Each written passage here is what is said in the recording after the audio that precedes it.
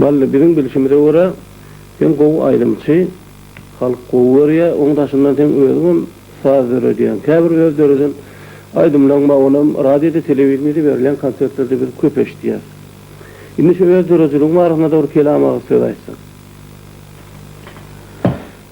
Men esasy şu ýanky ýaşlara yarar ýaly lirik aýdymlar özümçe işlep goýberýär.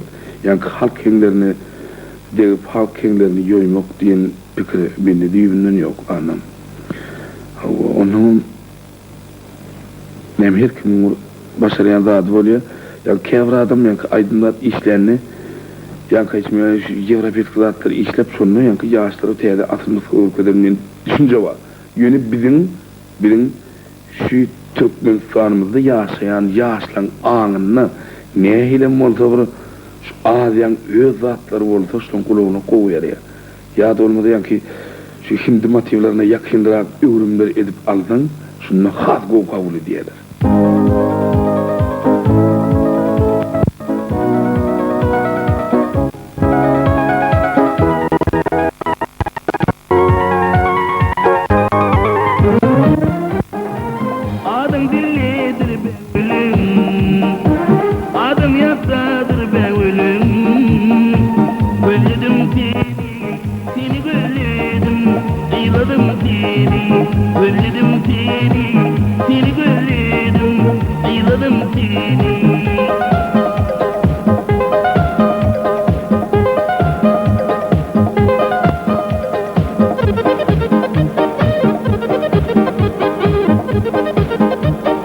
Şeylerimden bu gatı belin dereceleri çıktı.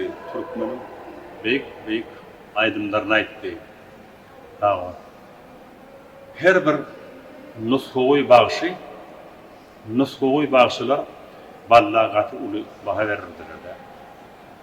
Aydalı hayfi bağışan monta ballayın dinleyenine gatı ulu baha veriyordur. Ballay nuskuğudu. Şol ön aydalan aydımı tiyadeden aydanına da şonun nuskoluk derecesine yetirip bilyen bağışıkta.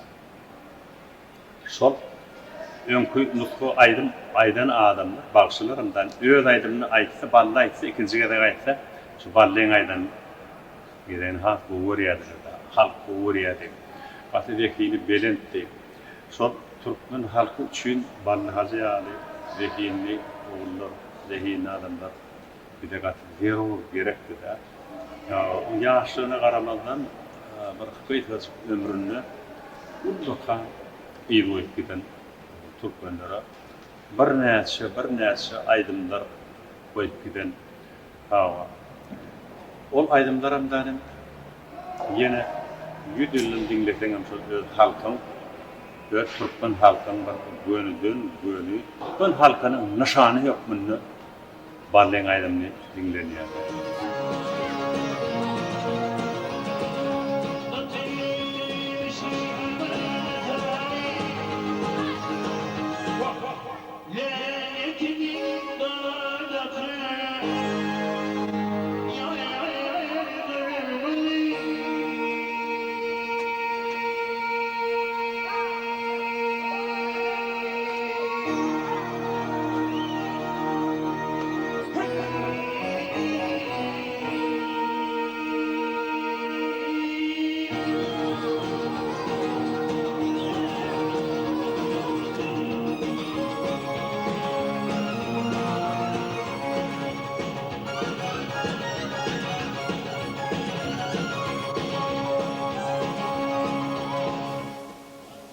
Yekabir bağışa sen marli, sen daha şoğudlu, sen ahallı deyip bolmuyor.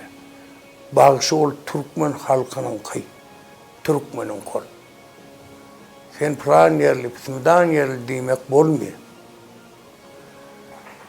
Vallahi şodatlar ayırdı da ortada. Nire varsa vallahi için tövre o adamdan oldu. Toyda oldun, konsertlerde oldun. Hemet aramızdan gidenler son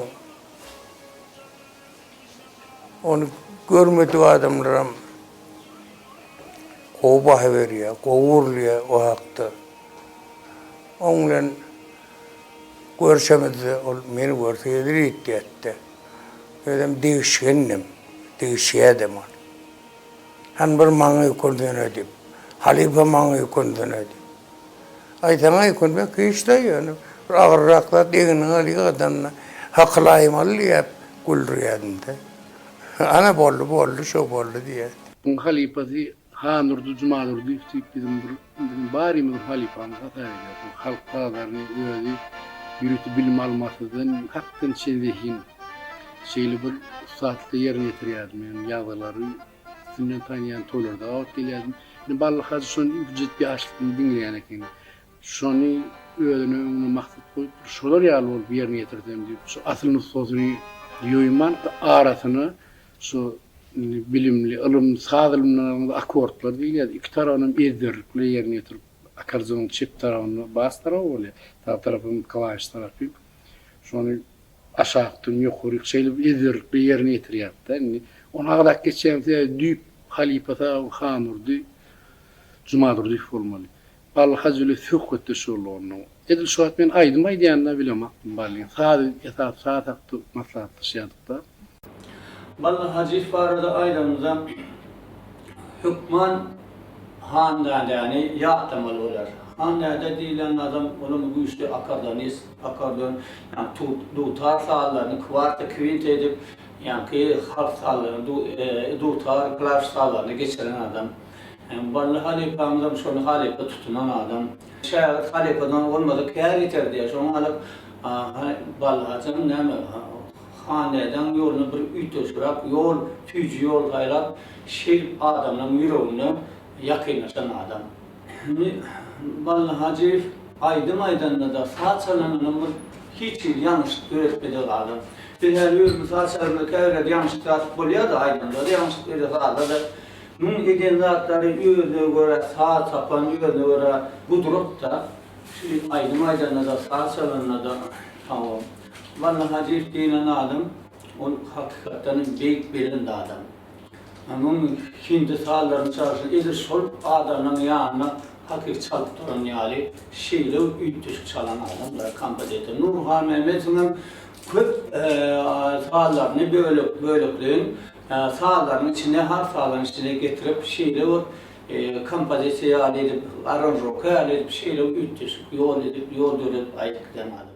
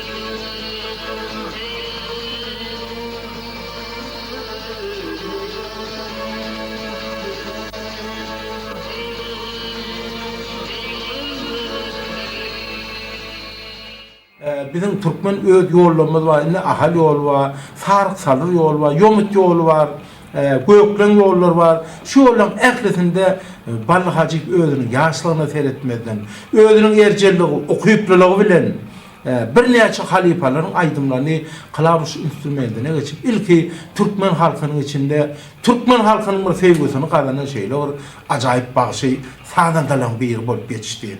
Enha Ballı Hacı bir gezek biz Seyitli Söyün üstte şu Marwal ayetinde fiilanyan Hocam ağam öyünde otur kakam yanımda oturdu sonda Hacı ağa bilen ödene nobat duşanda sonda ödene ağanın şu Hacı ağa sizin şu Ballı diyen oğlunuz onun bir ilimedin günümünün içinde yekabir yankı deyişimizler ahal yolunum aydımları yomut yolunum sarık salı yolunum men öz aydımlanmam şeyle Ballıcan yukarı derecelerde onu çalıp ören ona saada geçirip aydıma geçirip il günün hormatına münasip bol değil.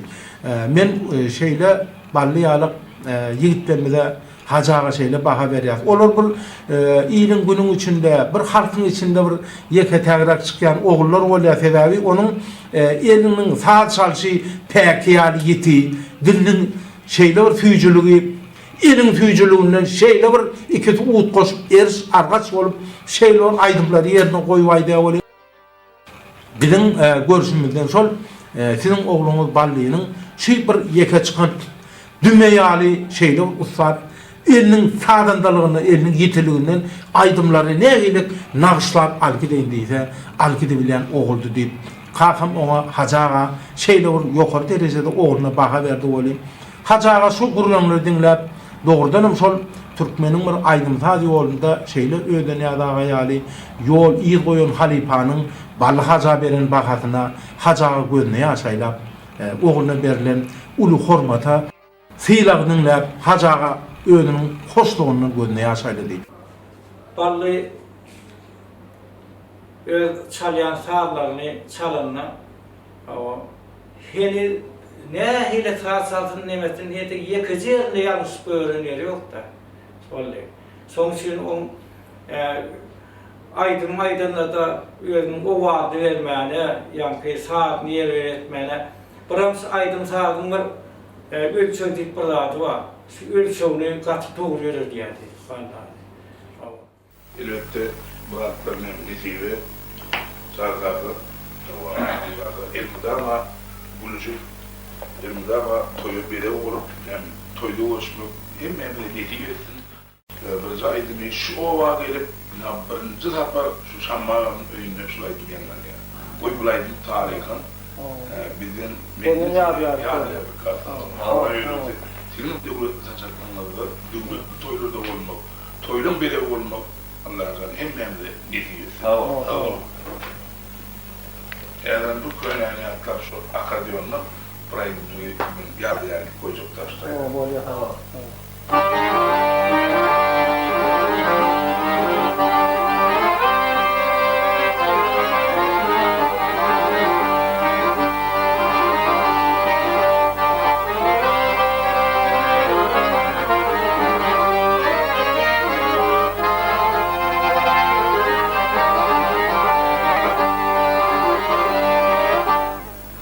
Dostlarım niçin zaman boyunca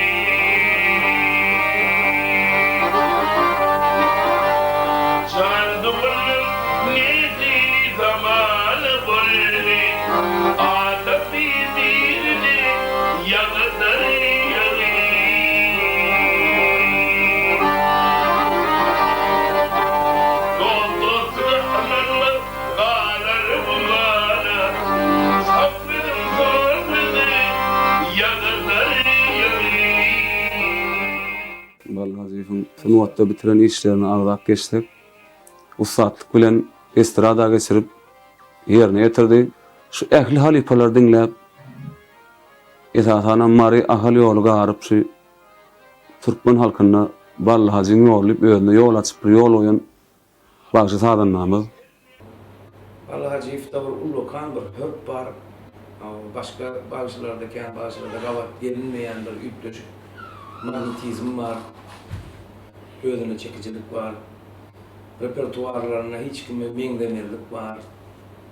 Halk aydımlarını, dutarın hasavını, göğünü perde, şu klavişe geçirilen ustalardan biri. Balık hakkı vardı, ayetsen artık maşlıklar katken. Bizde koyun tesirlerim katken, kiçirekkak yardıma düşüyorlar. Mektep teorileri, o da klasaj olanlar olup kerip çuyuyorduk. Çaycı vakti kerip çuyuyorduk onu. Yankı Kakan Pahir'in Alper Mantıfancı'nın 3-4 tane uzun niyetini çekip Yungan'da kanalın aracılığından zaten yer açıp da şu tayını mı yoktuk da. O zaman Mantıfancı'nın o 5-6 tane uzun niyetini çekip tepler teoriyomuzda var toğu erterdik de sonra Mantıfancı'mızı koyup barınca dinleyenlerden balık hakada Sarı kuzuyu zaten ayıp diğer yerlerden aydın başlandığını yiyen üstüne bir sürü kuzuluğa gelen yanında.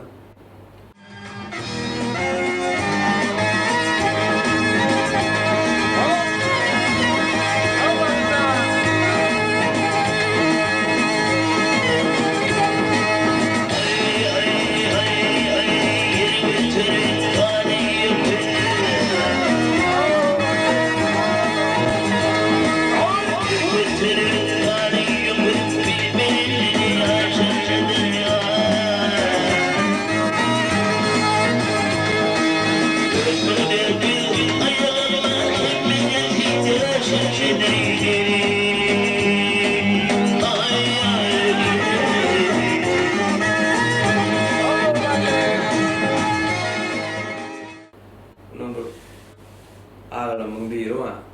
Bizden bir yaş ulağı olandır. Ay bunun üstünde gelen onun incikler ne yemedi yani falan şeyde bizden bir kere çuy yakın.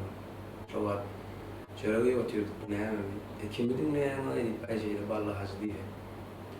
Ay sana hep niye dar o. Ağlamda. Cumhuriyet şoförü çünkü 2 yıl ters yazıldı.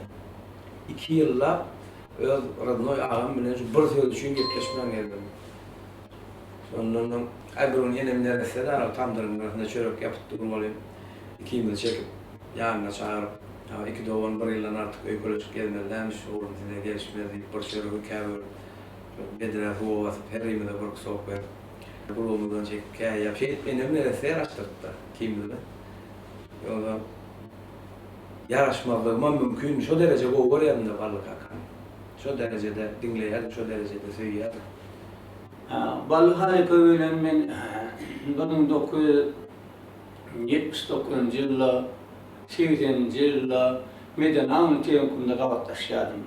Sovatlar şu tacı toyu gidiyadi. Gitaristi, teasmratı bir gitarist bizde işler. Son yana geliyadi. Birine anlayıp akordeon çalıyadi. Ballı Halifa akordeon çalanlar şu sayıda soğuk kaptanlar çalacak dağılımı bas kaptanlar da soğuk edip çalıyorlar. Şehir ustadı adam. Hem de bizim Türkmen geçmişimiz, tarihimiz, köyüne de desturunu katiyeti bu bilen adam. O şeyle zekin adam. Vallahi Hacı burun temkuma belli olun. Ben burada bir vakan görmeyecek olun. Aman Hristiyan bir tecenni bu güçlü ayrımcı vardı. Onun ballen şeyle bu seyya bu oraya diyen ballen gören adam da.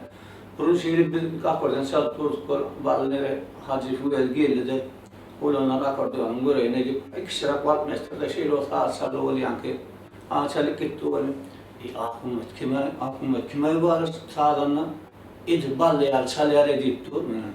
O hoşu ballayar hakik vay ma ayıkladın ayıkmanı kendi açtın deyip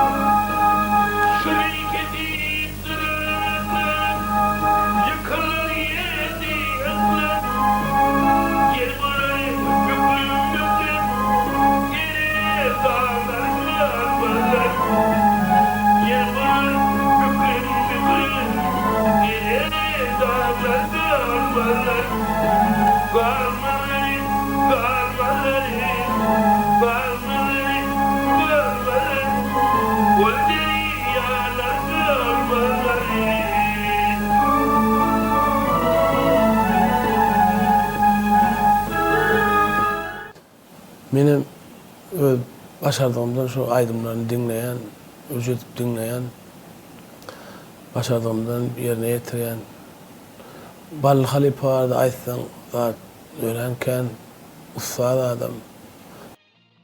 Ballı Halipa'nın yolunun aydiyanken neyse aytsan aydiyanmen oğudan aydımları var. Benim fikrimce estradada şu Recep Halipa'nın Halipa tutunum kadiyen sebebi köp şoň ýolundan aydan aydymlary var. Şoň aydan aydymlaryny täzeden özçe işläp ýerine ýetiren aydymlary var.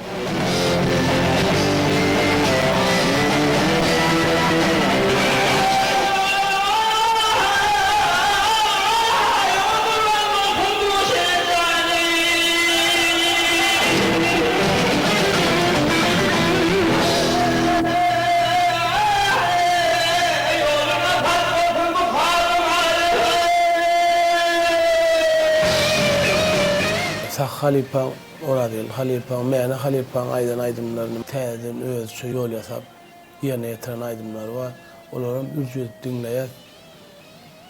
Umuman Halipa ustad näçe onuň dinläp alsaň, näçe dinlediňçe zatken. Yine de Ballı Hacı din duş halifalarından Recep Muhammed Ulugowy ürjedip dinlerdi. Onun aydımlarını Ballı Hacı öz ýoluna salyp ýerine ýetirdi.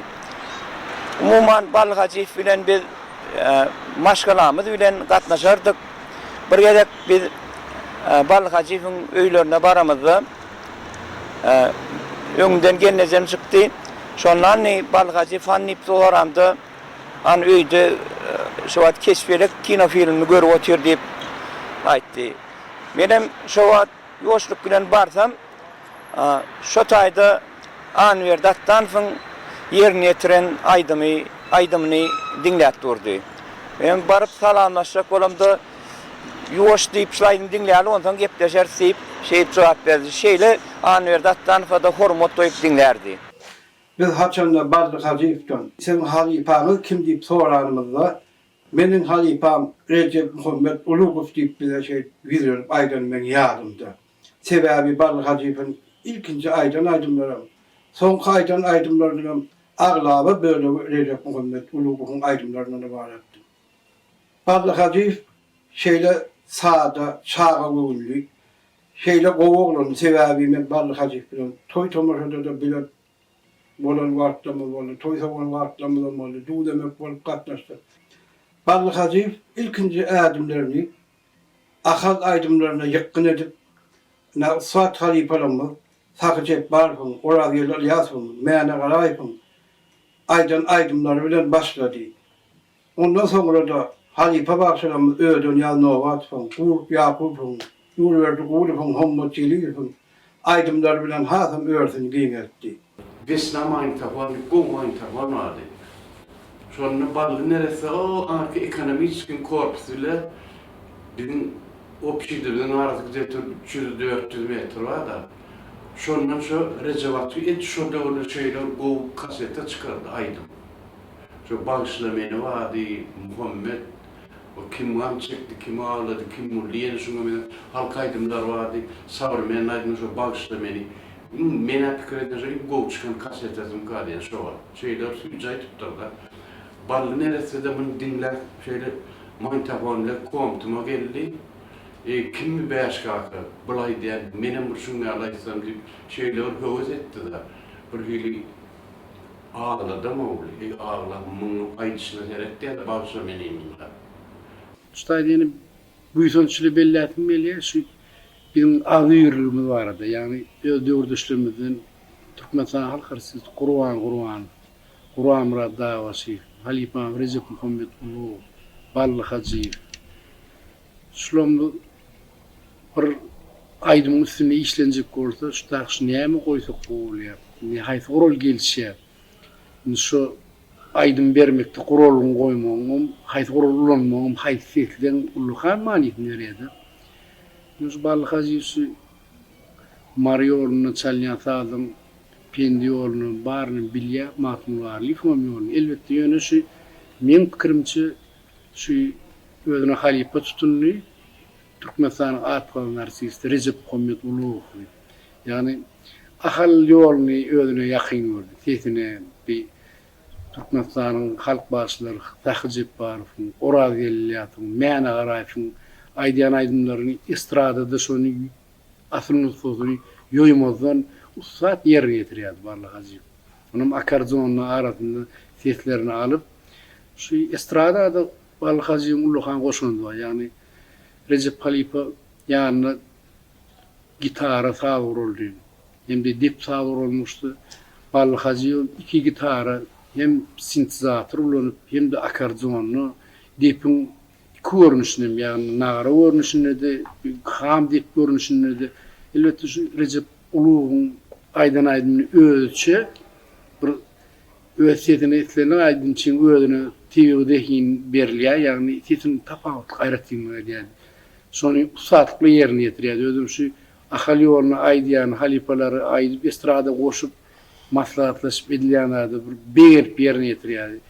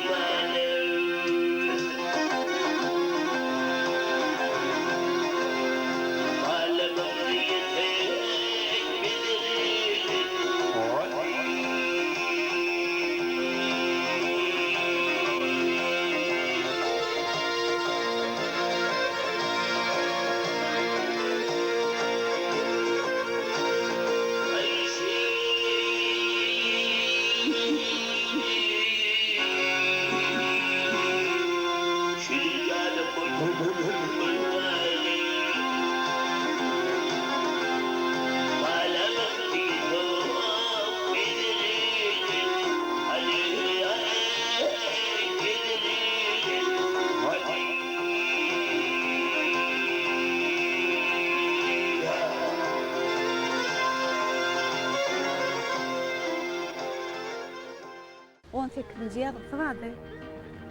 Ballyk Halypamyň bir gapdaly halkaýdym, bir gapdalyna da Sıfırmeýän aýdymlary bar.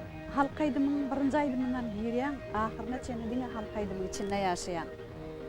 Şeýle bir üýt beşik dünýä edipdi-de şonu. Halkaýdym otaran soň oýdyna geçýän-de oýdyna özüň bir hili başga hili adam ýaly. Ýem Sıfırmeýän aýdymdan häzirki döwrüň içine girýän aýdymlarynyň içine girip ýaşaýardy. Her aýdym üzüm bolýardy. Ya bizden çıkanak. Şoň bilen tagtaýa gaýardyk. Yetelemegi diýdik şo aýdym bilen. Ir bilen gözüme daşlak şo zapis. Ýene ýatýança, uwuklaýança diňe şo zapis. Ta magnitofonyň batareýa çökýänçe diňe şonu dinläp uwuklap galýardyk. Soň waka üzüm bolýan aýdym çykdy, ol Nurjet dinledik.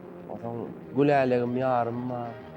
Otaň beýleki halk aýdymlaryň köpsini ustatlyk derejesinde bir kämillik derejesine getirip aýtdy. Aýtýa bolan çagdyr çaglarda şunda dinledik birinji aýtşym.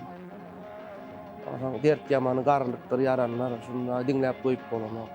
Aý Ballyk Hajiýew haýsy aýdymny aldaňam bir gaty ustatlyk kämil derejesine getirýärdi.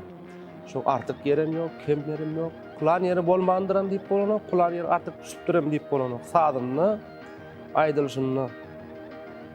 Şoň üçin biziň aňymyzda Ballyk Hajiýew diýen söýüň orny ulunýar.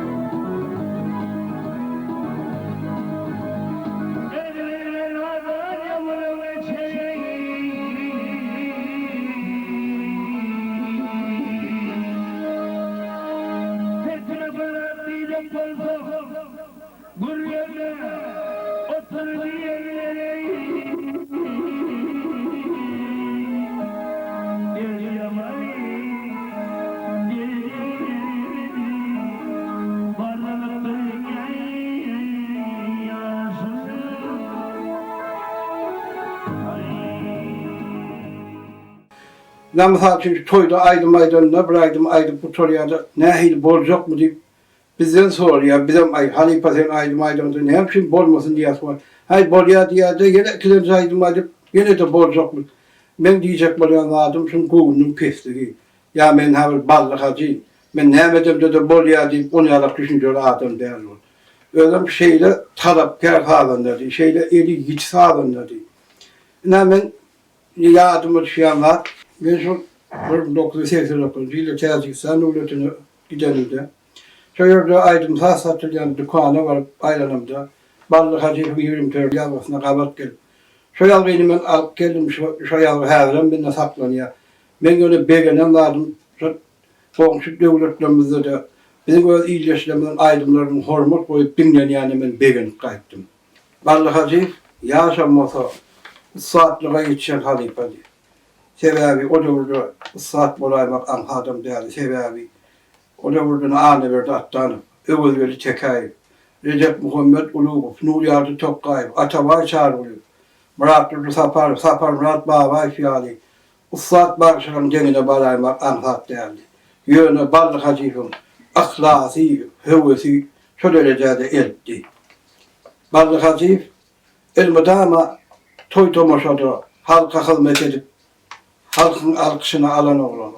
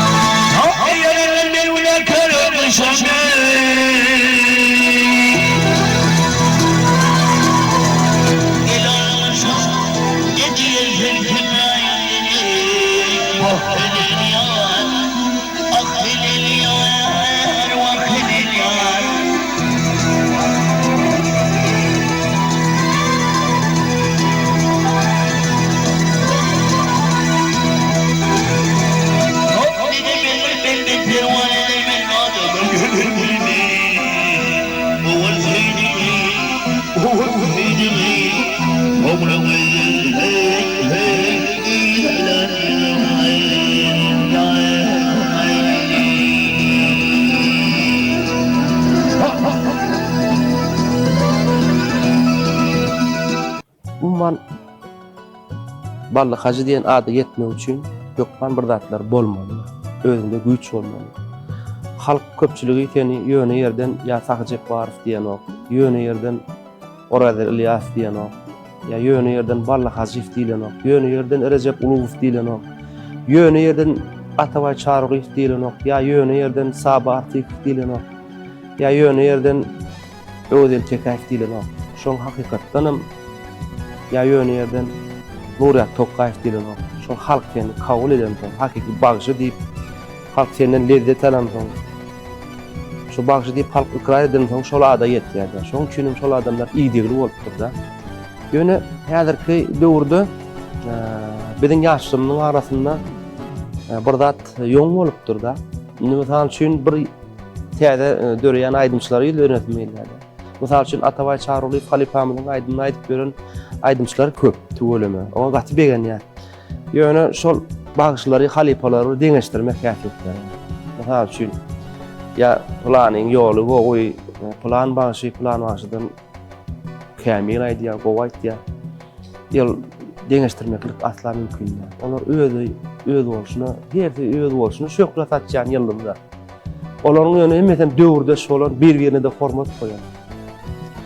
Teýäbi halifanyň bally hajyf bilen gurulmda şolamda döwürde aýdymçylaryna ulug berýärdi. Hatam Recep Ulugowyň sunwatyna hormat goýýardy. Köp ýerde aýdýardy. Recep halifa diýip agdardy. Atavay Çarıly bilen dostdy. Şeýle fırsatlar boldy da men özüm sonra berdim şu bally hajyf awtowlaryň öňünde otýar, sürüji otýar, ýerine de men otýarym bolen. Biziň owamyza ýetip gelýärdik bolen sonra. Menem ýumruk ýalyňdan owa agamyň toýuny alyp gelýän bally hajyf. Bally kaka dedim ki, Atavay Çarılyň sunwatyna nähili baha berýän dedim ben. Şey dip ýygyny öwrüdi. Öz ýoğun desem da. Atavay diýmek, bally diýmek, Atavay diýmek diýip. hiç ýyly şol özüne bir artykmaç baha bermeklik ýok halipada. Şol döwürdeş aýdymçylaryna, fadanalarına uly hormat goýýardy. Hiç ýyly bir menmenlik ýokdy. Şol zatlaryň birden usta boldy da.